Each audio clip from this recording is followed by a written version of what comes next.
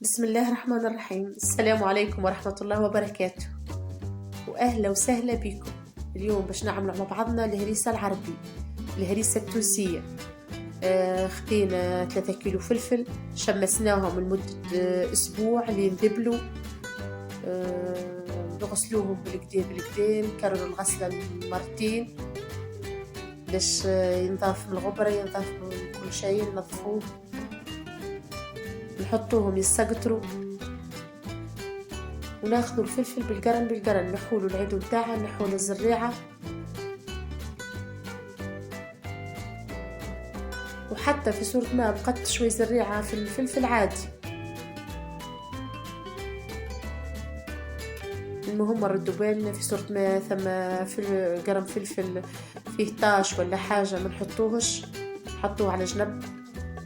تويك حضرت الكمية متاعنا نحطوها في الكسكاس. ماذا بيكم الزريعة معناها ما تكونش بكثرة، في نفس الوقت إذا كانوا بقوا كعبات عاديين جدا بالعكس يعطوها قوة بنينة. حضرنا راسين ثوم نظفناهم نحطوهم على الفلفل في الكسكاس كما العادة، نزيدوهم غرفة كبيرة ونص ملح ونخلوهم يتفوروا.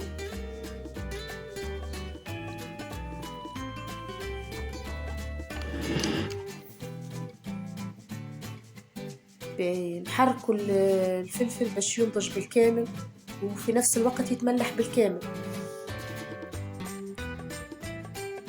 نحركوه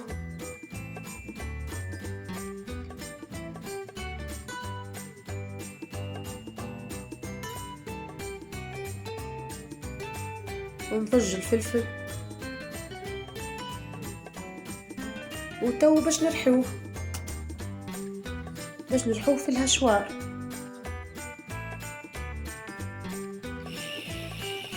نضيفوا الكمية بشوي بشوي لين تحضر الهريسة متاعتنا وتترحي بالكدا.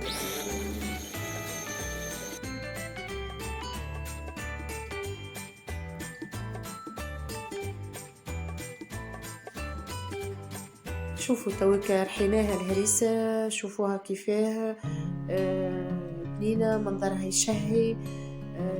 صراحة جربوها وباش تعجبكم. الهريسة نجموا نستعملوها في عديد الوصفات، معناها اللي محبذة لنا برشا نجموا تعملوها كلمشة للصغار، تخلطوها بالتون بالزيت كما تحبوا انتم. نجموا برشا طرق نجموا نستعملوا فيها الهريسة، وجربوها وبحاولها باش تعجبكم وصحة بالشفا ليكم. ماذا بينا شوية تشجيع. والطريقة هذه راهي طريقة روعة، طريقة سهلة وبسيطة.